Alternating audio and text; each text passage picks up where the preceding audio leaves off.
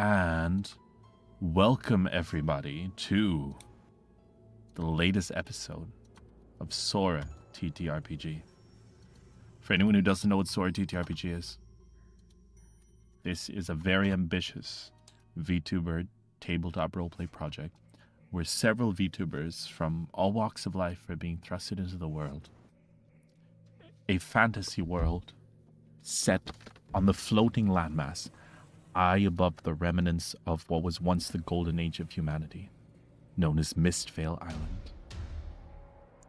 𝕿𝖊 Island itself is home to many different human settlements, all trying their best to survive from the external threat known as the Gaia.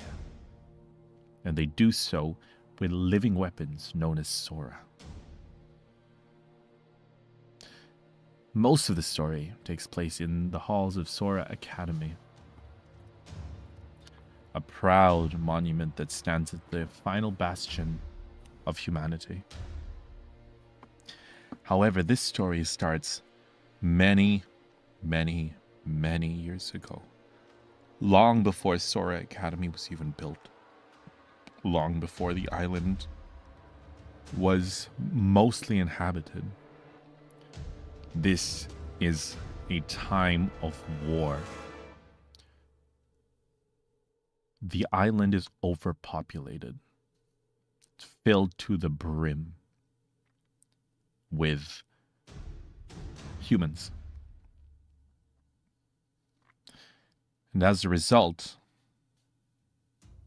many different factions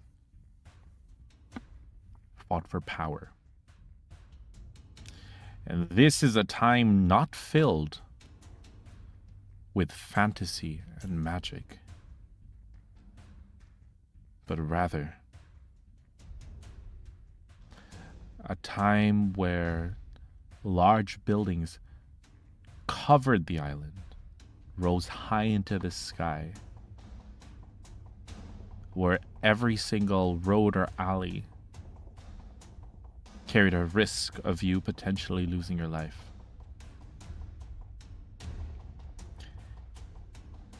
And it was in the middle of this large mega city that a war was breaking out. As factions fought for limited resources. Doru, your character Anton, stands with his back against a wall, a wave of projectiles flying in your direction. You're surrounded by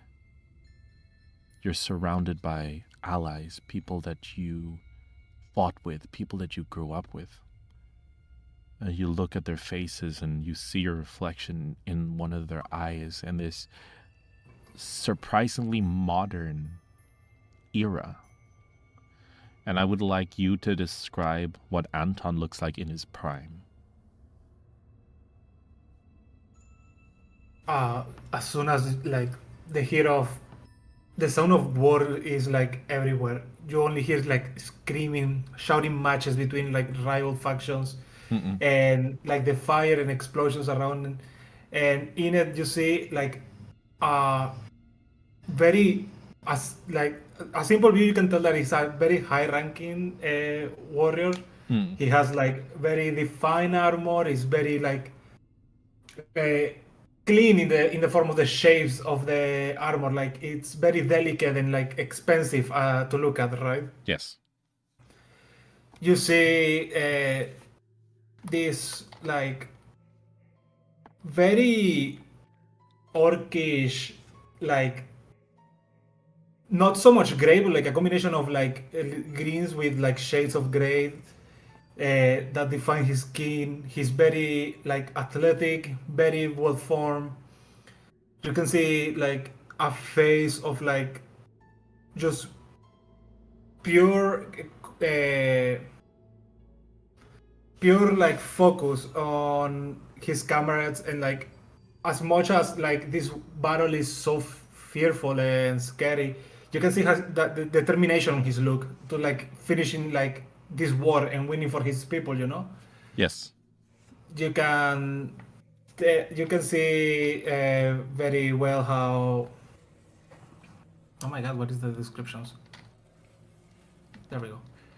You can see like these very fiery like eyes, and you see the attitude of a great warrior. Awesome.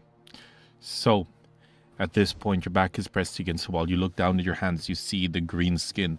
You know that in the past, your body, you had signed up to have your body altered, turned into a warrior, an artificial warrior created by what could only be described as dark magic. You see the tusks. You know that you've given up everything to fight this fight. And you know that now is... And you know that it's now or never. And it's at this point that a figure, is sort of... I guess while you're sitting against the back of a wall, you see there's a wall in front of you, and it's what's the word?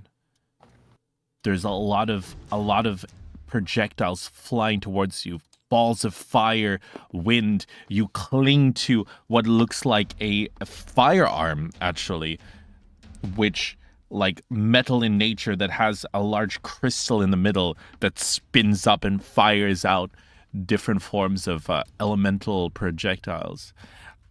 But it's at this point that suddenly you hear the gunfire stop, and a figure steps out in front of you, and you recognize him. He's this large built figure. He has pointed ears. And a long white beard, and he has what looks like a ship's admiral uniform on.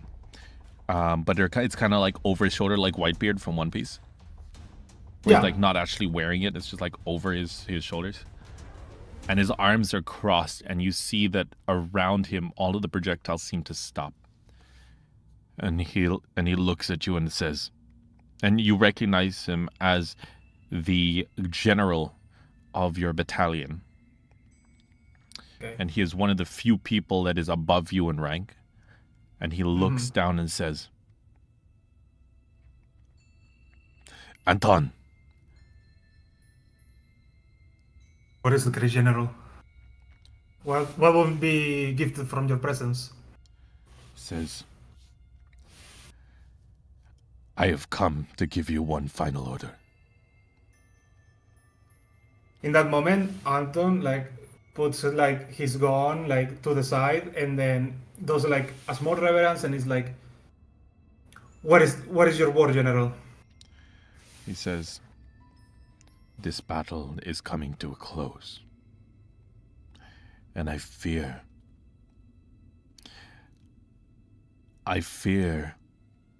that the only person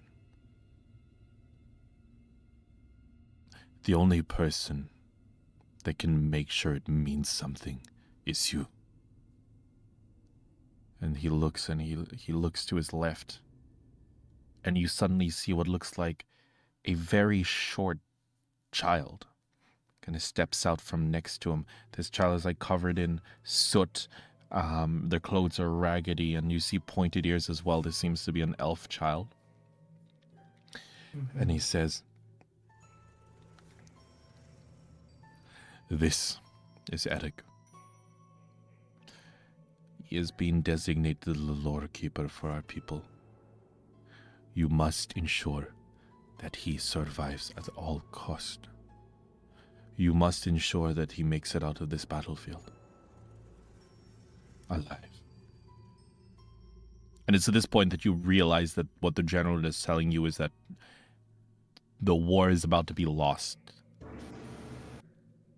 and that he wants you to be the one survivor to carry this kid while he stays back. Like, I'm like biting my lip in like a sense of like defeat and going, "Your wish is my command, General. I shall carry out our legacy." And like just tightening his face, he like gets up and like walks towards the child. The kid kind of looks up at you a little bit, and he seems like very scared, confused. But you can see that in his eyes that he's like determined. There's a determination behind it. Like there's something there that's not just like, he's not just a helpless child. He understands he has a duty. But he's still a child at heart, you know. He still has that kind of innocent fear. Yeah, that innocence look on him. And I guess maybe part of Dante would even like, how would Dante respond to that actually? What would he see like part of his old self in them? Maybe if he has kids or something, how does he respond to seeing this kid? Like how does he feel? Like he feels a sense of like mission as well as like almost like holding back his tears because like he's seeing this child and just thinking to himself like this is probably the last child of our like great village and our great people, and like he just thinking about like all the other childs that he remembers from his villa, like his family and stuff, and he's like holding a breath and trying to like breathe like a calm pace, so like to show like he's a shoulder that is gonna like carry him to survival, and like trying to hide a little bit of his fear in a sense. Awesome. It is at this point that the general walks past you and he puts his hand on your shoulder. And he says, he tells you one thing that kind of really shatters your perception of everything as he says, "We were tricked, Dante." Or not Dante. Shit. We were tricked, Anton. They forced us to fight one another so that we would be too weak to fight against them. Do we know this great enemy, General? He looks to the right and he says, "They are simply known as the Gaia, and they waited until we were weak. And to this day we still fight amongst themselves while they grow stronger in the shadows. Be careful." Well, General, I'll do my best. And it's at this point that you see him walk towards the wall. And you see him leap over the wall. And the last thing you hear is, "It's up to you now, soldier." And suddenly the force field around the area seems to drop, and you hear a scream from the other side, like a war cry from the other side of the wall from the general, as explosion and gunfire continues, as well as people being thrown and bones cracking, and that's all you hear. It's at this point that you look around, and you're currently sucked back into reality. You see that you are still on a battlefield at the end of the day. You are still... This child is clinging to you. You look around and you see that several ruined buildings all around you that are barely standing. The general is behind you. What is your course of action? You know that the only real place that is safe would be outside, probably towards the mountains. Would probably be the only state. It's the only place that is not, that has no cities on it, if that makes sense. Yeah. So like I grab my gun and like, does these guns like carry ammo? No, they are purely Purely like magical. Yes. No, Yeah, they use the magic crystals. Now, having said that, if someone hits the magic crystal, you have to find a new crystal. Exactly. Cool. I look at the kid. I like grab him and like put it on my shoulder, and then I grab the gun and like I crouch a little bit, and it's like, okay, Anton, you got this. And I start like bolting it towards like the woods, trying to escape this battlefield. Okay, cool. As you're running through the what's it called, through the gunfire, you're dipping and dodging bullets like flying around you. And as you do, the kid looks and he's kind of holding you and he goes, are you my dad now? He asked like innocently. Anton is like Anton is like so war focused. He hears that and he has like a second of like, what? Like in his mind, you know, he like looks at him like with a stupid face, like, and he's like, yeah, sure, and he keeps going. And he goes, if you're my dad, then do you have a wife? Because then she'd be my mom.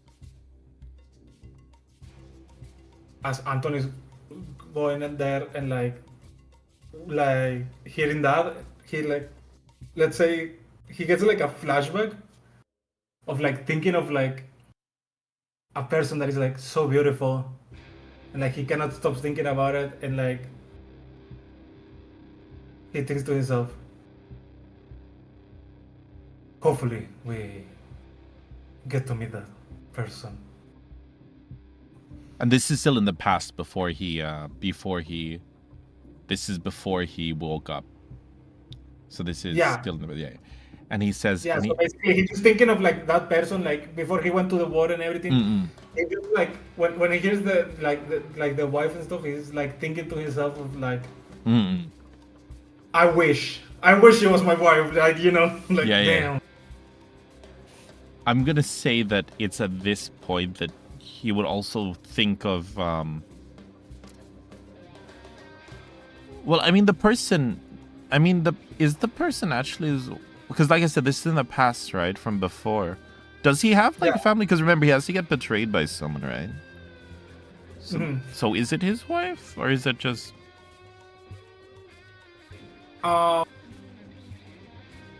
proposed. Okay. So like they are not like, so they haven't done the ceremony or anything. Okay, so they're like engaged. He's like very much chivalrous in the sense of like, they'll propose, but he will not call her wife until like they do the whole ceremony. I understand. Okay, so like he's traditional in that sense of like he has to like wait for all of that to happen so he can finally say it. But like they've been together for so long, it's kind of like obvious. Like if you went over the border, would be married. So what I will say is, the location that Anton is thinking of is actually the place that he proposed to her. It's deep in the mountains, and it was one of the few places away from all of the conflict, and it's the only safe place that he can think of. And and so Anton's currently darting through, trying to get to the forest, trying to get to a safe area. I'm gonna say roll agility. This is gonna be your first roll. As several, like a big volley of bullets starts flying towards you as you kind of have one hand on the kid and one hand on the blaster, on his legs and such. So what you want to do here is, you want to press agility, and then you did already. Then you press hope and fear, and then the white box. Boom. Okay, let's see. Okay, 17 with fear, so I get a fear token, but it is a success. So, you're running through. A volley of fire comes from your right, and you kind of hold the kid a little bit tighter, and then you dive and you kind of slide. You kind of like, you're kind of sitting up, you kind of slide a little bit into cover. And you're holding down the, what's it called? You grab the kid, you kind of put him next to you a little bit, and you're behind the shade here, I guess. You're behind some rubble. And from further away, you notice several figures holding similar blasters to you that are kind of marching on your location. What would you like to do? So the first thing that Anton does is that he looks around and like he finds like a ditch, like a small hole in between like the trees and stuff. Yep. Puts down the kid, and then he's like he starts like assessing the situation, like how many are they? Like, can I like do this like swiftly and like before they call reinforcements and like roll instinct. Perfect. Let's do an instinct.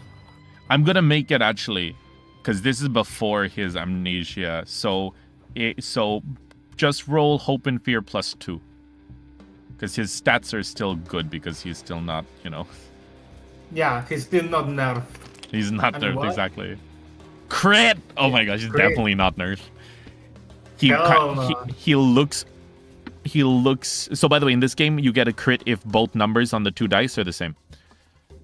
Okay. And there's no crit fails in this game as well. Oh, interesting. So he closes his eyes and he focuses. And then he like peeks. He I guess uses the back of his gun to like punch at the wall a little bit so that it creates a small opening. And he peeks through. He says the situation, and he sees several things. Number one, there seems to be a battalion of foot soldiers. Nothing strong, very easy to dispatch. Very little armor.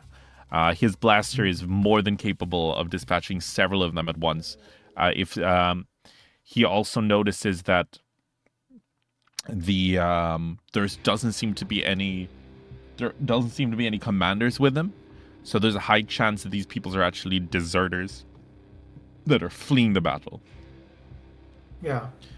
And as far as how quickly he feels like he's more than capable of defeating these people. They seem like nothing compared to him. Yeah. So what Anton is gonna do is that he's gonna grab the gun and gonna open a little bit more of the hole, and then he's gonna put his gun through it and start shooting at them. Oh shit. Okay. So roll a hit. Do you know what I'm gonna say? For Anton in the past, every single DC roll, you can assume every single stat is +2. That's what I'm gonna say for him, because he's OP at the start before pre-nerf. So hope and fear +2 to hit. Boom. Let's roll. 18 with fear. So roll. So that's gonna. Now we're gonna do his blaster is a D6. Roll D6 +2. Obviously, you don't have the weapon stats right now, but I have them here. Yeah, no worry. Oh, 8. So suddenly, the what's it called? You see one of them point towards your direction, and they lift up their gun. However, before he fires, there's a and like a large, like a fast-moving fireball smashes into his shoulder, completely ripping it off. Then his ability activates, where for every because he's a minion, every single damage that you do over 3 is splash damage onto another minion. So he goes, it hits one, he's blown back and falls to the ground dead. One person immediately turns towards him. You don't see him, and he leans over to see if he's okay, and immediately his head is just blown off by another bullet from your gun. And it's at this point that one of them starts running away, and the other person turns back to try to call him before this person is now immediately blown up as well by one of your bullets. There's only one person left. However, he seems to be the last one there. It's now his turn because you got a fear, and he's going to turn around. He's going to see if he can run to cover. And he is now going to attempt to fire back at you. So he's going to roll his d20 -1, and it's going to be trying to beat your evasion. Boom. Oh, well, fuck. He misses. He rolled 2. He rolled 1. Okay, so he it's actually, do you know how hard it is in this game to roll 1? But It's just pre-nerf Anton, he's built different. It's like literally he screams and turns out it's like what's it called? You see him just shooting wildly, and Anton just sighs, and I'm gonna say like he just tells the kid to like stay put, and he just like starts walking out into the fire, into the line of fire, and the bullets just are flying past him and missing him, and he's just walking forward like confidently. Oh, it's your turn. What would you like to do? I will walk towards him, like point blank shoot him. Like Oh my gosh. Yeah, roll. just like look at him and like with a face of like you're such a pathetic soldier, and like bang. One hand on the with the gun, holding the gun with one hand. Yeah, just one hand, just poof. Trigger. All right. Roll d20 plus advantage, so that's actually a d6. So advantage in this game is d6. Okay. And plus 2. All right. There's like no way this misses. Yeah. No, let's hit. Yep. Roll your damage. D6 plus 2. Yeah. Let's do it. All right. You lift up the gun, and you just turn it, and then you just immediately pull the trigger, and the guy just falls to the ground. He's got no head. Awesome. First encounter done, bro. Just absolutely destroyed those. Holy shit. Destroy them, holy. It is now the... Yeah, okay. It's up to you now. Do you want to call the kid to you? No, I just walk back to the kid. Like, I don't want him to see the Cool. massacre. He probably saw a lot, but like... No, he didn't. He was like hiding behind the wall, so I don't think he saw anything. No, yeah, but like on his way here, I mean. Oh, like, yes. He probably saw a couple bodies and stuff, but like he's still like trying to treat him like a kid. He doesn't want to see him like bloodshot and stuff, and so he's like, "It's safe, kid. Let's keep going." He goes, he looks and says, "Thanks, Dad." You're welcome. And then he says, he climbs back on your shoulder, and you're now running through the city. You know that you're almost out towards the forest. What would you like to do? Are you going to just run straight? But you now see an open road, like a wide open road.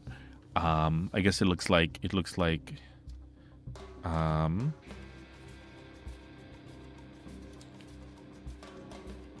So let's say like here. So let's say you're running out, and then this is the road, and then it's like literally like this. So it's like wide open area, and you do see the trees are like around here. Oh. So how would you like to... I would like to proceed with caution. So I would like to perceive like if like there's any other deserters around here. Okay.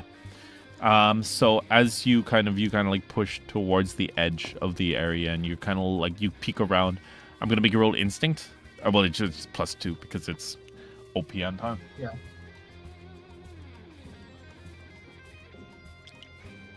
It would just be hope and fear +2. Oh yeah. My bad. Oh that. But No, you you press okay, this. I found it.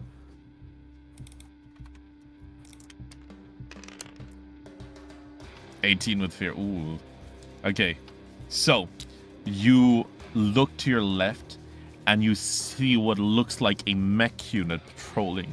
So one much larger, like a much larger, like robotic figure that's kind of marching with like 2 grunts, as well as what looks like a sniper with them. They're patrolling to the left. On the right, you see what looks like a large walker. So a huge, it's like a huge mechanical creature that seems to be anti-personnel, that's shooting flames down and currently engaging with another force. Seems to be allied with you.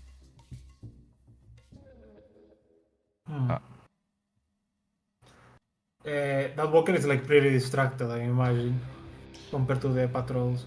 It's what? Oh yeah, it's somewhat distracted. Yes. Distracted, yeah. Yes. So, I will look around and like I will look at like my like on my body if I have any type of like grenade or like type of like explosive. I will allow you to look around the area. So roll instinct. Well, I guess it would be just +2 in this case. Yeah. Just look around real quick. You're looking to be 12 here. 13. Perfect. So you start to look around. Also, every single time you get with hope, you can mark hope here. Perfect. So the you start looking around for any form of grenades. You kind of search around. You find a few corpses. What kind of grenades are you looking for? I'm looking for like either small grenades or cluster grenades. So I will, depending on what I find, I will either pick like an evasive action or more of like a big explosion that can cause a distraction and then like run it basically. Okay, so roll a d6. Odd number is cluster grenades. Even number is smoke grenade. Yeah. Cluster grenade it is. Cluster it is. So I'll pick as many cluster grenades as I can find. And You find 3. Perfect. I basically, what I'm gonna do is that the kid, I'm gonna put him like in this corner, basically, like close to like more in the center of the building. And I'm gonna grab the 3 clusters and then chuck them at the patrol. And like while the grenades are in the air, I'm gonna try and hit the sniper. So like it's gonna be like a really quick succession of like actions. So I see. So let me get the patrol. So obviously, remember, I can only these guys 1, 2, 3, 4. So they're patrolling. Then there's gonna be like the sniper is gonna be. Remember, this is. I mean, I have to improvise with the with the minis because these are not built for futuristic combat. Let me grab constructs. Maybe in here. Maybe I can find something I can use.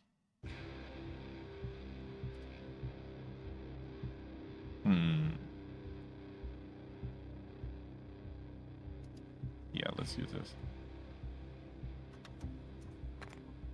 So we'll use this one for the big mech. That's good. Okay, so 3 clusters go up, and so first things first, we're going to.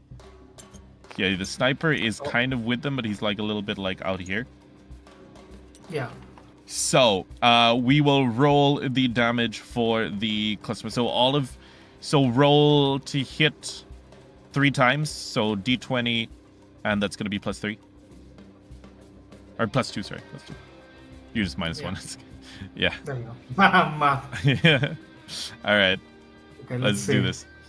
First grenade. Let's see. 6. Okay, that one's gonna be half damage. That's okay. Roll again. Let's do it again. Oh, it's hope and fear. Hope and fear. Oh shit. It's okay. It's good. Let me just. Yeah. So everything above 12 is gonna be full damage. That's full damage. Yeah, one more. That one is also full damage. All right, so now it's gonna be 3d6 for every cluster grenade. So. Oh shit. 3. Let's see. Yep. So 12. Okay. No. Wait. Let me mark that with all these. Yeah, start marking. So 12. 12 the first one. 12 the second one. God. And the third one is 17. 7. Holy shit. So immediately, these 4 are immediately blown up in the blast. This mech it's not dead, but it's very, very heavily damaged, as it took major damage twice and then severe damage. So it is majorly damaged. And now you're going to take your action by shooting this guy. So roll to hit with him. It's going to just be +2 again. Yep. 9. Whoa! So you lift up your blaster and try to aim. However, this guy quickly dives to the side as he sees the glint of your barrel and dives on the other side of the road, and your bullet just goes and misses him. It's now the enemy's turn. This guy is going to attempt to hit you. He's gonna have a d20 plus 3. Well, no, he's gonna use a fear token to actually increase his. So it's going to be a d20 and it's going to be a plus 4. Oh my. On top of his initial plus 1 to try to hit you on his to hit. 13. What is your evasion in the top left of your character sheet? 11. 11. So that one does hit. He is now going to roll a d8 plus 1 damage. And that's only 2. Okay, so yeah, we didn't write your we didn't write your thresholds. Your thresholds are 6 and 12. So 6, 12. So see, because it was less than 6 here, it's because it was less than 6, it goes to minor damage, which means you only mark 1 HP. Oh yeah. So you see a bullet, like you see the glint of his gun as it fires in your direction. And you very quickly, you try to dodge it. It still shoots and like hits you a little bit in the shoulder and flies out the other side. And your blood like splatters on the wall behind you. And now, spend a fear. I'm going to spend a fear and activate the mech. And the mech is going to attempt to use shoulder charge on you. So he's going to spend 1 stress. And then he's going to charge at you. And I will make a hit. Boom. He's going to try to beat your 13. He beats the 13. 6. Now, we're going to roll. That is going to be a d8 plus 2. That is 3. Where's the 3 for you? Is that still minor damage? Now, remember, at any point, you can spend 1 armor slot to reduce the amount of damage you take by 1. If you would like. Okay. Yeah, cool. I'll take that it tries to bash me and then like I cover with my armor. So yeah, let's take an Perfect. armor. And now because he did the shoulder charge, roll give me strength. So hope and fear plus 2. And this is going to be if you're knocked down. Nope. You completely, you hold the armor back and you like clench your teeth and you pull your muscles. And because you're an artificial human, he runs over to try to shoulder check you, and you're actually able to just check him back, and you're in a stalemate, and you're not pushed back. Yeah, like you see, like Anton, like when he was shot by the bullet, you see like the bullet, like the blood like stopped, and then like you see his muscles started to flex, and he manages to stop the bash, and like in like a thing that looks a little bit. Like it looks inhuman in a way, like dude. It is now. You hear next. You see the kid kind of walking up a little bit next to you, even though there's a big mech, and you're wondering what he's doing there. And suddenly he looks at you and he says, "Be well." And he's gonna cast inspirational words, and you heal 1 HP. Oh hell yeah! So you don't know how, but this kid has some strange ability and you see one of the wound on your shoulder slowly begin to close up, and he just kind of nods at you like with a serious look on his face. I have like this face of like pure like when you're like bench pressing and like you have to hold your face to make like a scary face, you know. Exactly, like holding the guy. And when he feels like the healing, he looks at the kid and he gives like a nod. And after giving the nod, he's gonna try and use his tusk as an orc. Perfect. So first things first, you gotta use a normal attack. So we will say, so roll strength is gonna be basically a rapier attack. So it's gonna be a d8 damage. So plus 2. It's gonna be plus 2 for yeah. Hope and fear plus 2. Yeah. Okay, different. So this is going to be your to hit. 13. Now roll. So that does hit. Roll d8 damage first. It's just the normal attack. 1d8. Boom. 7 damage straight away, and now you spend 1 hope. Let's do it. And now you can add an extra d6 damage to that. So 7 plus 6. Oh yeah. So at this point you're like holding against the thing, and then you just like headbutt the creature.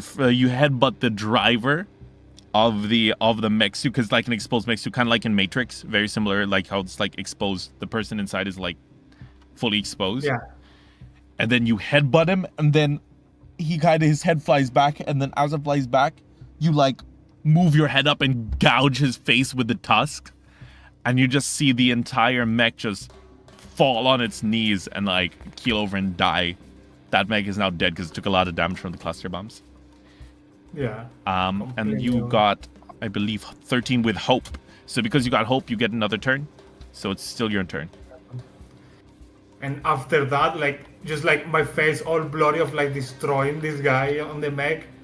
And then I raise my gun and I aim at the sniper. All right, roll to hit. Hope and fear plus 2.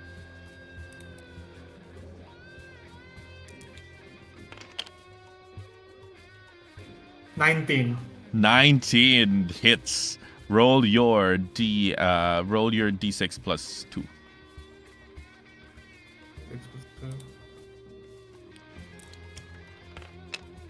Oh my gosh. 8. So the what's it called? The bullet flies across the road, slams into the shoulder of the sniper, as you see him kind of roll over in pain, holding his arm. That was major damage to him, which is 2 HP. It is now his turn. He's going to try and fire back to you. He's going to spend another fear, and that means it's going to be a d20 plus 5 to try to hit.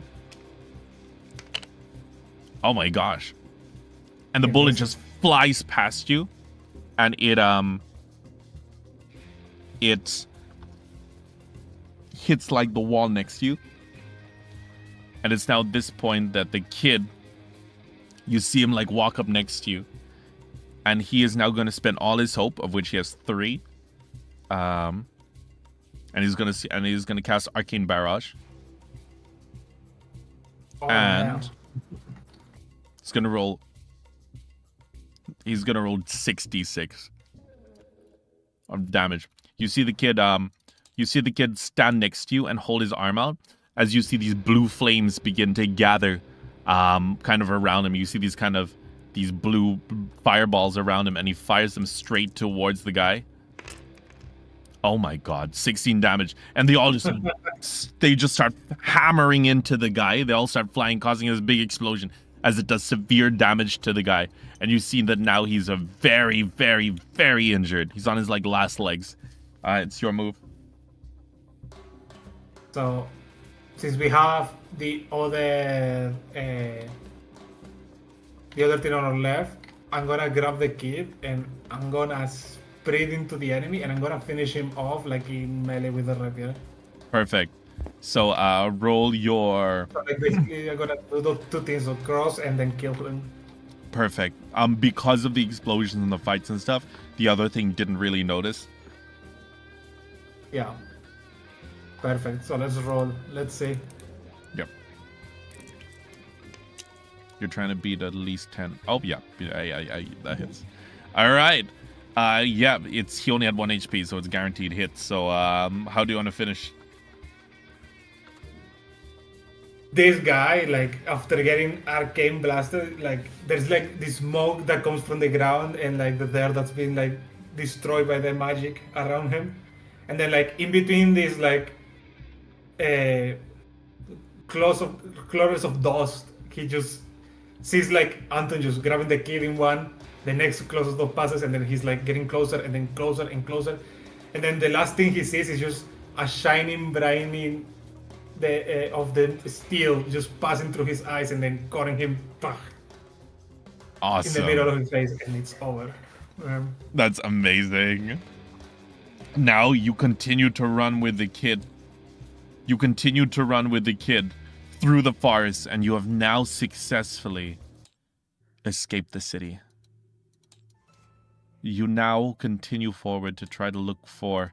You're able to breathe a small sigh of relief, but it's filled with lots of different emotions because as you're running with the kid, you look back and you see smoke from the place where you were, the place where you once called home, the place that you've been fighting for many years, actually. You've been in this war. It's at this point that you realize that the war is truly over.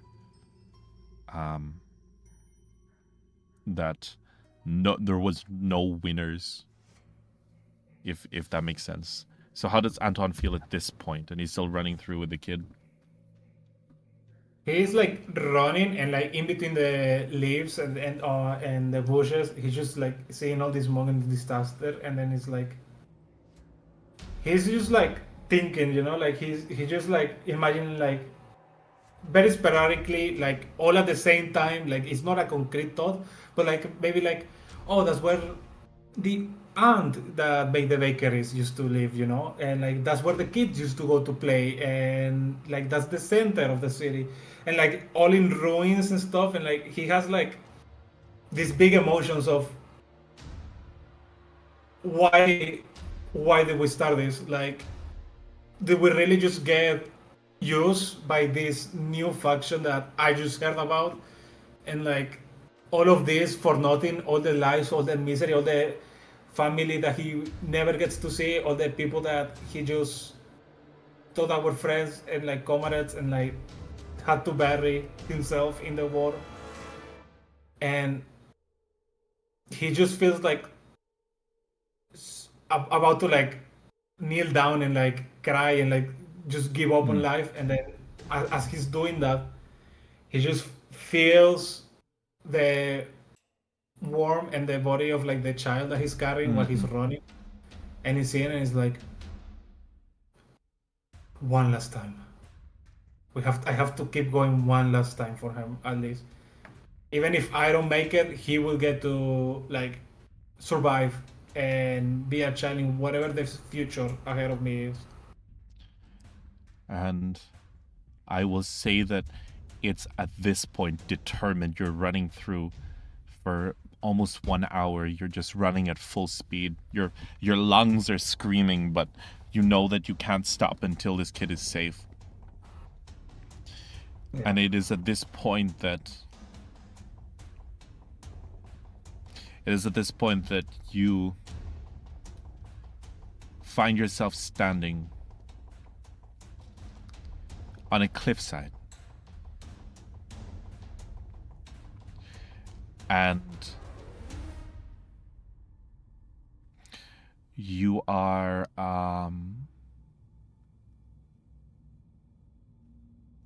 you see that down below the cliff, it's not a very high cliff, it's just like a small ledge, I guess. You could jump down, you won't really be hurt. Yeah. And you see the ocean. Well, at least a large lake, as far as the eye can see. And you see that the mountains are just beyond this area. And you know that if the kid gets down the ledge, there's a small... You recognize this place because this is the place where you proposed to your fiancée. And you know that there is a small boat, and you even see it kind of tied to the docks, and it's the boat that you and your fiancé would frequently... This is where you would escape. It's like there's a small camp out here, I guess. You know what I mean? This is like... It's a spot that only the two of you know. Like the little secret between us, like exactly. Or a small, like, place. Yeah. And at this point, you kind of wonder where she is and if she's okay. And the kid sees the boat, and he says, "Is that where we're going?" That is indeed. We're just a small steps. He says, does that mean we're almost there? You're safe, kid. He smiles. I He promise. says, he smiles. You see this big warm smile, and he smiles and says, I've never seen the water before. I heard that if you throw, can we please stay for just a little bit longer? I used to skip stones in the fountains back in the city. Can we just throw one, please? As much as his head is saying, don't listen to the kid. This is very important to like save him and like get out of here. He has like that moment of like parenting moment where he's like, I don't want to do this, but it's just gonna be one moment. What can happen in one moment, you know? And at this point, the kid like picks up. up. Like, yeah, go forward. Yeah. The kid at this point, he's gonna pull out a stone, and we'll see how far he can. We're gonna make him roll for this. Let's see. Let's see how strong. He tries to throw a stone, and he just plops, and he goes, "Oh, I don't think I did that." He doesn't even skip. It just plops. He says, "Man, I'm doing this wrong." He hands you a stone. Yeah, you have plenty of seed. Don't worry. You get to get much better at this. And I grab the stone that he hands me, and then I throw it and see how much I skip. All right, let's see. Let's strength +2. This is gonna be the moment where I get like a 1 or like a 2, you know? Bro, imagine. Can you imagine? My worst roll here is no. You're still just a flex. This guy is just a flex, you know, in human form. It's crazy. He shoots a like the freaking stone, and it just starts skipping perfectly. And the kid looks up at you. Yeah, I smile and I go like, I can even teach you some secrets, you know? He laughs and he's like, hopefully you can teach me more when we get across the lake, he says with a smile. And he starts getting ready to jump, and it's at this point you hear a voice in your head. And everything kind of freezes for a little bit. And in your head you just hear a voice that says, if you could do it all over again, what would you change, Anton? It's like a very mysterious kind of deep kind of, I guess, mysterious voice. But it's almost like, I'm going to say that Anton doesn't, part of him kind of feels like maybe it's just him talking to himself, you know what I mean? Yeah. It's like the moment when you hear, like when you're thinking to yourself and you hear a different voice and you're like, I thought that. That was in my head. But yes, how does Anton answer? Anton, like, he mouths, like, his lips quiver a bit and he's like, if I knew, like, like he's thinking, like, if I knew what was this war really about, maybe I would try it again in a different way. Maybe I would stop this fight and stop the real evil. Maybe I will try it again. And at this point, you see the world begin to move again, and you see the kid smile up at you, and you see that he's about to jump when suddenly you look down at your chest to see a large hole where your heart should be. And yes, I did just rip this out of Expedition 33. Oh yeah. And for those who come after. For those who come after. So how does he respond to this? I look and I go, since we're doing the reference, run. The kid hesitates. The kid hesitates, and he is like, French out of nowhere, you know. the kid hesitates, and he's like, no. And he's like struggling, and then you hear some footsteps. You hear some footsteps coming from behind you. Yeah. and I scream, "Run!" Like I just telling him like, "Get out," you know. And Like, I'm gonna say that like as you do, the kid's like still kind of paralyzed in fear, which is still really stupid, by the way. I was so annoyed during that scene. But the kid doesn't really run, and you turn around to see a certain sight. You see a soldier holding a large blaster, but the face is one that you recognize. It's the face of your brother-in-law. Well, obviously you had not gotten fully married yet, but it's your fiance's brother who is holding the pistol. And I'm gonna say that part of you is like the only, yeah. And how does you react? he like takes a deep breath, like intercut, like with whatever gets left of his lungs, you know, and it was like, what are you doing here? And the guy doesn't answer. He just looks at you, and you see that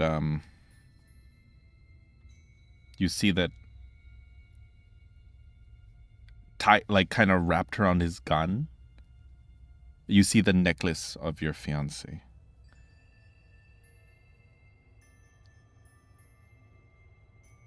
How could you? And like even though like I'm kind of like dying and like still putting my body, like I'm trying to put my body in between me and the kid, you know, like taking small steps in it, like I'm like the moment you're like almost tripping because like I have a huge hole in my chest, Yeah. Okay. and I continue like, why do you have that? What did you do? And I'm gonna say that. So he looks and he's going to attempt to aim at you again and say. He says, "She gave it to me when she told me where I could find you." He smirks. And he's going to attempt to shoot you. Yeah. Again, and he's gonna roll flat d20. See, shooting like Oh, I'm like, oh, it flies over your shoulder. perfect. Well, like it flies over my shoulder, and I go like, lies. She would never. And like with almost no life left on me, like I grab my dagger and like I'm trying my best to run at him. Like So you're kind of like running, but you're also sort of limping a little bit, and you're holding yeah, the I'm hole in your limping chest. a little. Like I'm thinking that I'm running, but like in real time, I'm probably just like Slowly. skipping a little bit into him super slowly. Like I barely am holding my rapier in my hand, you know. All right, you get a little bit close, and he's going to attempt to hit you again. Yep. And this time he says, "Oh my God, you're freaking again!" He tries to shoot you again, but it just what's it called? It just plinks off your armor and bounces off and hits a tree. And he sighs and he says, "You always never knew when to give up. Did you really think she loved you? She just felt sorry for you."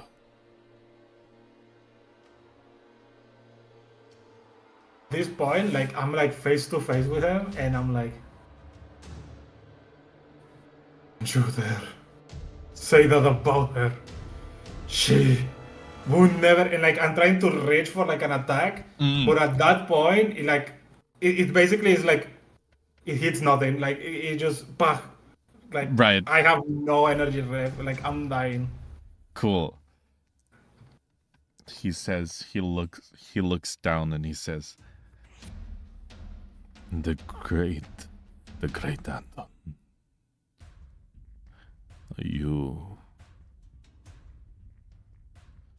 You were adopted into the royal family. You never truly belonged in this world, he says, and he's gonna reach his, and he's gonna like lift his gun, and he's gonna point it to your head.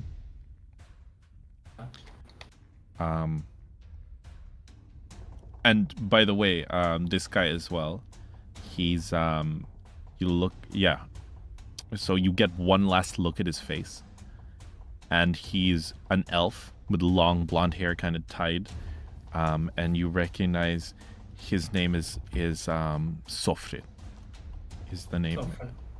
Yes. Okay. Let me also just 𝕍𝖊. And he says, you never truly belong to this world. Goodbye, Anton. He says as he points the gun to your head and he's about to shoot you. And I'm like, my last words. Hopefully, we don't miss, because holy shit, is he hard to kill, my guy. Holy fuck. I go and like, screw you. And then I spit at him with like blood in like in his face, you know. And I'm gonna say that at this point, your character falls to his knees and he spits on the guy's face, and he lifts the gun and presses it against your forehead, and suddenly he goes, and he pulls the gun away and turns around, because at this point you've already died, but your eyes were still open and like staring at him. And like he turns away as your body just stays there, like kneeling down. And that is the last you remember of. That's the last time you see this world, this futuristic sci-fi world, I believe. Because let me just get this. I'm gonna make you roll strength, and now you're using your real stats. Oh, hell yeah. Where's the MP3 player? Oh, here it is.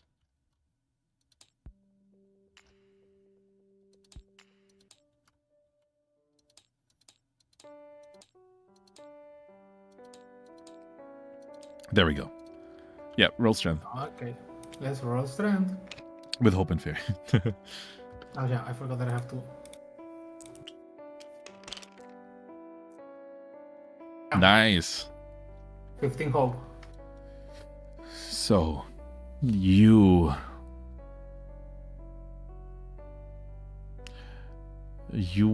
wake up.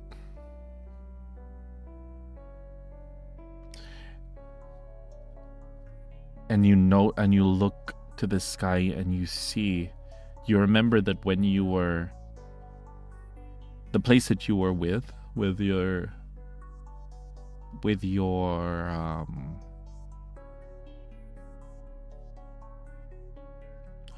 I guess with your fiance. Yeah. You remember that? Yes. With someone, like at this point, I'm kind of like, my memory is starting to get hazy at this point. Yeah. Your memory is barely hanging on, and what you remember is that all the trees in the island, they were big enough, but most of them were just recently like planted. You know what I mean?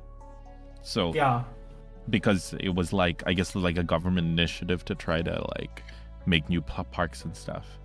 But now you look up and you see giant trees that reach up high into the sky, ancient trees that surround you as your memory of the past begins to slowly fade away. You hear birds singing. There's a fresh smell that fills your lungs that you've never really encountered before while living in the mega city. And I take a very deep breath of that of the forest, and I go like, oh, so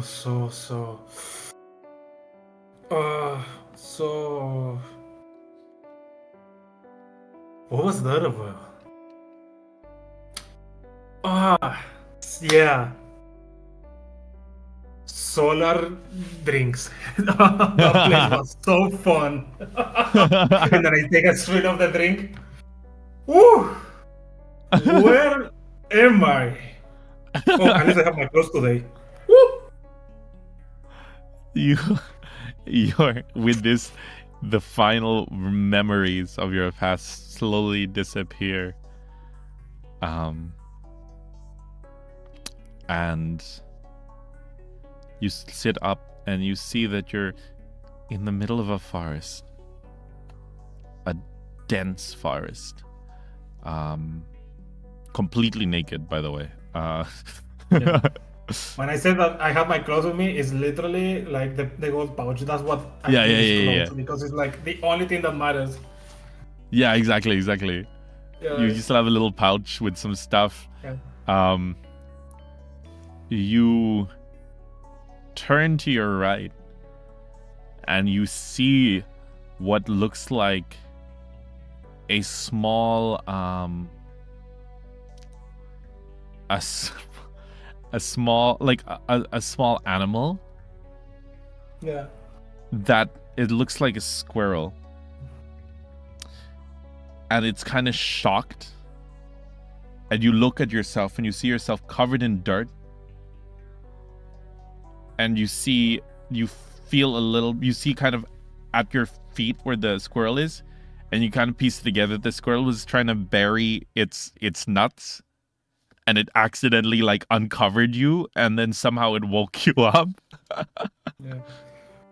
Wow, never seen an orc in dirt, huh? Why are you looking at, squirrel? Gonna take my booze? I'm not gonna let anyone take my booze again. The squirrel looks at you, and it's just the Criminal nut just animal. falls from its mouth, and then all of the other nuts stuck in its cheeks also fall from its mouth. Yeah. And I'm gonna say that just for the sake of time, after getting up and wandering around, you find a small village. And this village it's a very small village, and it seems to be inhabited by what looked like a small tribe of elves.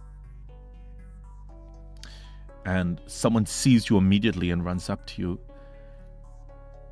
And surprisingly enough to you, they're speaking a language you can understand, as one says, "Oh, are you okay?" Or and you see she's kind of like covering like her eyes a little. It's like, "You're not wearing anything. Are you okay?" Better than ever. And then I like pose like extravagant, like everything into the wild. You hear like an eagle in the background. Yeah. The light purple sensors, the most important part, So immediately, you find yourself surrounded by the village guards, and you're escorted to the... Yeah, I'm escorted on the wire. Like I see a shirt in the floor, and then I grab like, ooh, and then they put it on the wire, So you have a shirt on now, but you still have no... Yeah, it's still like covering absolutely nothing. He's just like, I'm a little cold. Let me just put this. Oh, perfect. They look and they don't even stop you. They're like, okay. You're now sitting in what looks like a very rudimentary like jail cell. It's like very crude iron. And they've left like a pair of like orange pants for you. Yeah. And it's at this point that you notice a few things about your body. There seems to be like stitches all over your body, like different from when you had your surgery. It seems like your body is like made up of like several different other parts, if that makes sense. Yeah. You don't pay too much heed to it because it's like it's just something to note. Like that's kind of strange that you don't really remember that. I remember that, but at the same time, it's like the norm to me. I'm like, yep, this is me. Exactly. And here's I have parts of blue, I have parts of green, I have grays. You can pick. I love this. And then after a while, you hear the guards say, "Oh, village chief. Yes, we found this man walking around the place, not wearing much clothes. Not wearing any clothes, actually. And he says, did you clothe him? And he said, yes, sir. And he said, good. And the man, you start to see that they kind of stand aside, and you see a very old-looking elven male kind of walk slowly towards the cell. He's got a long white beard that almost touches the ground, and he's wearing this brown robe. And he looks at you. Roll instinct. This rolls on instinct. Roll instinct, and you need over 21. Here. Well, with a -1, I really doubt this happening. What? Never mind. Wait, what do you mean? What? What the hell? What? That's not how it works. Let's do it again. There's no way. Wait, was that it? I mean, you just hit it, right? I said. Oh no, because you pressed. Like, I don't... You pressed the plus instead of the. Yeah. Yeah. Okay. 18. Keep it. Still close, but like not that close. Okay. That would be crazier. Yeah, because that was definitely not. Keep it? No, right? No. But no way, no way. You look and you don't notice that the old man, like, his eyes kind of like widen as if he's like seen a ghost, but you don't notice it. You're too busy kind of like looking at your scars and shit. Yeah. Oh, I didn't know this one is here. The lady still looking at the scars, you know. And the man looks, and immediately after hearing your tone of voice, he like shakes his head and is like, no, it's definitely not. He looks at you and says, "He's too dumb to be him." Yeah. He says, What brings you to these parts, stranger?" Me? He well, nods. I think I have a very good story to tell.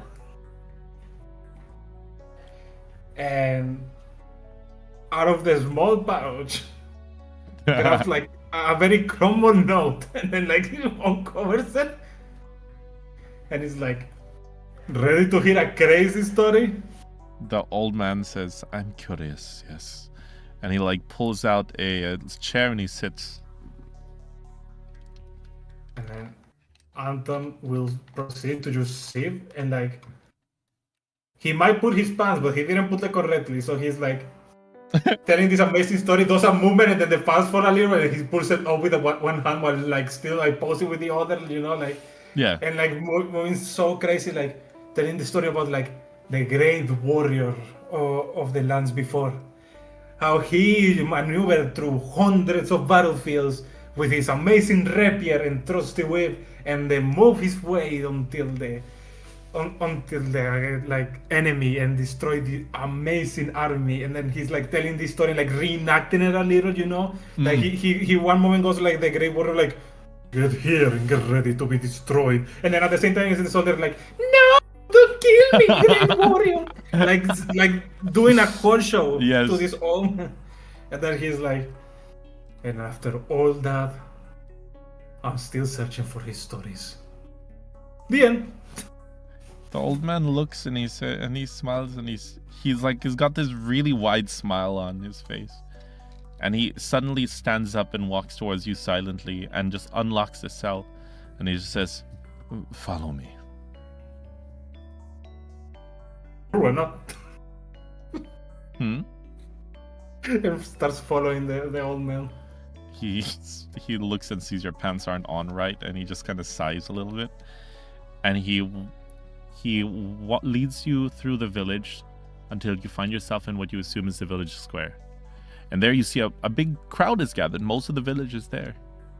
And the old man, you see him stand in the middle and says, "Everybody." No, sorry, he's old. "Everybody, There is a special guest here today. He's come to listen to our stories. Please, take a seat. And he like gestures to like a patch of dirt because everyone's sitting on the floor. Yeah. You see Arthur like grabbing more pieces of like crumbled paper from his pouch and then like disassembling, and then like in his like messy hair he just pulls out a pen that he had for some reason here. And like he's like, ooh, stories, and then sits and starts writing, like preparing to write, you know. I'm going to say that at this point Anton is amazed as the old man almost, I guess, comes to life a little bit. He straightened his posture. And it's at this point that, oh, yo, Yuki and Yuna, thank you so much for the raid. I appreciate it. Have to raid and run. No worries at all. I appreciate you guys. So it's at this point that he stands up straight and he begins to tell these stories as well. And you notice that his stories are also of the great warrior. And the stories you've never heard before. And he begins to share them, and you see that you're kind of enthralled by his ability to tell his story. You see everyone around is like all, I guess, they're listening so intently. And I think hours and hours go by, and you don't even realize that the time has gone by. And when it's over, he walks towards you as the crowd disperses, and he looks and says, "So, what did you think?" Gotta give it to you. Age really makes the wiser, and a great storyteller. That was such an amazing story. Do you have more? I would love to keep writing about them. He says, "Of It's course." like this very crumbled paper that like he like writes a couple he writes bullet points. He's like, oh, he did this, and then it's like, then like nothing, or another bullet point, nothing, you know. The old man, he says, "Here, of course, and this might make things a little bit easier for you." And he like reaches into he kind of reaches into his sleeve, and he pulls out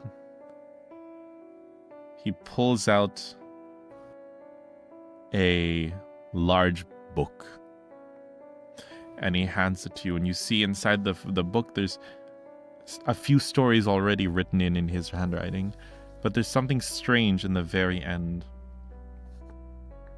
and it's a letter that seems to be, I guess, chained almost to the back of the book, and there's a lock on the chain with a small key, and you see the letter actually reads, "To Anton 𝕿𝖍𝖊." You don't recognize that last name, but you know that's your first name. I was like, oh, cool. And he hands you the book, and he hands you the key, and he says, "Here, you can write the stories in these. I have much to say. I have much to share. My years are numbered, and I wish to pass on as many of my stories as I can of the great warrior." He like chuckled to himself. He's like feeling like pretty lucky that he like struck gold. He has a great storyteller and a book dedicated for a person with the same name as him. That's awesome. He's like, damn, I've been blessed with luck today. That's so cool. And he's still wearing the pants wrong and shit. Yeah, he said it like, you know, like he has like one knee a little bit up, so like the pants doesn't fully fall down. That's so good. Standing. And then he's like, oh, I cannot wait to write my own story. And that is where we're gonna end session 0. Hell yeah! Oh, so what did you think? It's so fun to go from the most serious thing ever to what he's become now. Dude, People are love gonna that. be so confused from one side to another. We got another bard. We sure did, and they're also eccentric as fuck. Like, Yeah. the bards, man. We have like 2 other bards, I believe. But because he's not from the same time as those bards, he's not part of the bardic guild. So it's gonna be curious to see how they respond to that. Yeah. But oh man, your character, the existence of your character, by the way, opens up so much lore for the world, because your character is canonically the oldest character. What can I say? Wisdom comes with age. Wisdom And comes that's the with same for age, wine. bro. And I love how at the point of like halfway through that, I realized, all right, fuck it. Like, I don't need to hide this shit. We're just gonna do Expedition 33 right now. We are like Expedition 33, but like I managed to survive the Gamash. That's it. I just survived the Gamash. You did. You surprised. Yeah. Dude, I remember everyone used to get so pissed at me when I was playing Expedition 33 in my past life, because I called it the fromage. Oh my god. But dude, literally, what do you call it? The amount. So we have a main villain that that your character could encounter again potentially one day. You've got your new book. You've got new stories, bro. I can't wait to throw your character into a group session. You gotta join one. There's actually an open one. Oh yeah, obviously now you're more than welcome to join one of the group sessions as well. You can sign up. Obviously, okay. we find the date after we fill the. So like we invite. Well, we look for as many people as we can who want to be part of it, and then once we do, then whoever wants to then we find the time. I swear, and like, I mean, like a little bit of character that appears out of nowhere in every place. Like, people are like, "How do you get here?" And it's like, good question. I have a magic tool called alcohol that makes me teleport everywhere. I don't know what happens the day after, but have you seen that, dude? Have you seen that? That was actually someone made a TikTok of that where this guy's like, yeah, I saw. Yeah. I know which one you're talking about. Same thing. He's like, I discovered fast travel. It's called a good wine. Yeah. Oh my gosh, dude, that should be one of his phrases, man. Yeah. But yes, every time you see him enter anywhere, dude. Oh, I'll write a mission. I'll write a mission to a new mission, because I think you, Morp, Inari, Lemon. Oh, that would be such a good party. The four of you would be such a good party. Oh, that would be such a good party. Holy shit. Okay, I'm down to make every dynamic chaos just by my existence. At least control chaos, but it's gonna be so fun. But yeah, man, hopefully. What do you think of the system, by the way? It's so intuitive. Like, of course, we have the classic D&D moment where, like, the first 3 rows, I'm like, what the fuck is happening? But, like, after that, it's it's very intuitive. It's very simple. I really like how the crit system works and, like, how you get hope. It's really interesting. And if you look, like, the hope, like, you have other abilities here, for example, right? Like, you can use hope for... and one of the things as well is how, like, if you succeed with hope during battles, there's no initiative, right? There's no initiative. There's what's called the spotlight system. So the players have the option to spotlight one of the players. They move. If they succeed with hope, then they can spotlight a different player. And you keep on spotlighting players, and you can even go again once everybody is gone. If everyone keeps succeeding, the enemy cannot move until the player either fails or gets fear. So you can still succeed, but with fear, then that's the enemy's turn. Yeah, just like in Expedition, you can do It is like you're so right. It's Expedition. See, I said it as a joke, but in reality, that's what we're going to. Oh god. Actually, if you think about it, the enemy is kind of well, it's not that I based them off that. It's like I also made my enemies based on like Lovecraftian horror style and kind of like I kind mean, of unsettling. it all flows from the same direction, so like 100% Exactly. understandable. Spotlight Yeah, reminds it's me of very Persona fun. 5. Yeah, it's kind of like Persona 5 switching between characters in battle. Yeah, exactly. It's exactly like that. The one more turn, yeah. Oh, It's the fun of RPG systems. That's let me like the best part. show you how to save your character really quick, so we don't have to set up every time. Yeah. So so what you want to do is look straight down at, like, hold right click and then just look straight down at the board, and then you want to drag a box around, not everything, just your character sheet. Yep. And then once it's all once it's all yellow, right click one of the ability cards. Nah, it glitches if you click the character sheet. So one of the ability cards, and then there's a save object button.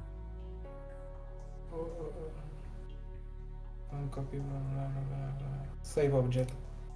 Yeah, and then you can just name it like level 1 or something. Anton level 1. But oh, that was a good session, Zero. We dropped so much lore.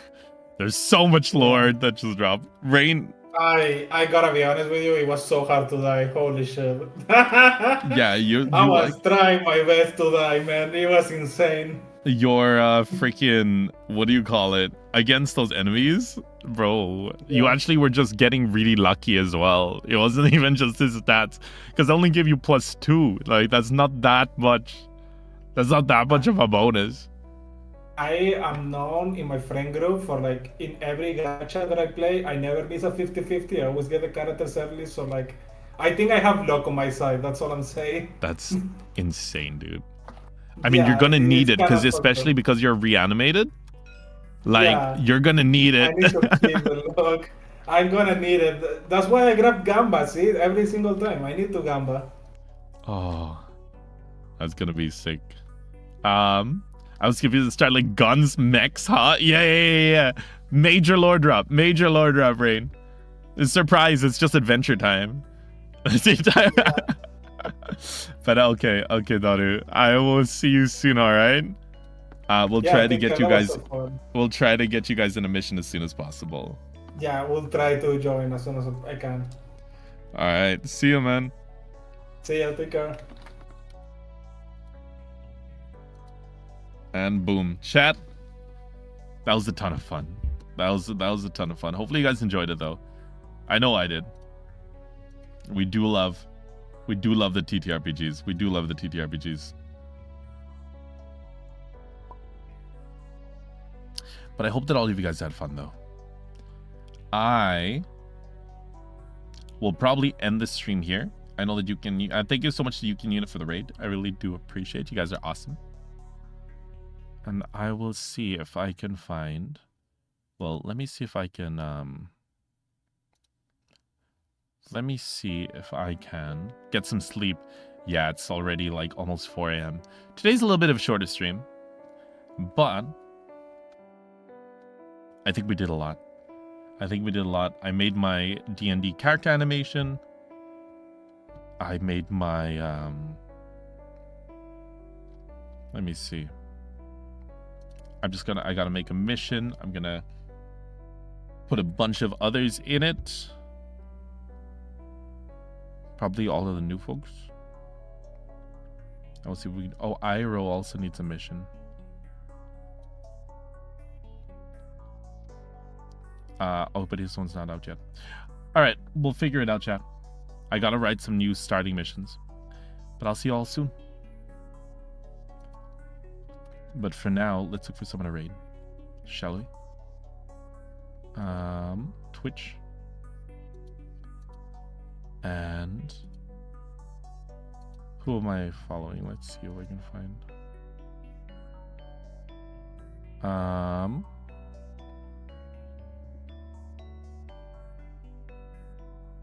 Oh yeah, let's go raid our first mate. We're gonna go raid Zion. Go tell Zion I said hi, chat. They're still on the Origins. So I'll see you guys soon. Good night. By the way, go congratulate Zion, because for those who come after, that's actually their freaking character ability. Congratulate Zan. They just got a new role because they're a voice actor, so they're going to be dubbing in an anime that's coming out in a couple of seasons. So go tell them I said congrats. I'm also going to try and convince her to be in the TTRPG. Anyway, good night, guys. Peace out.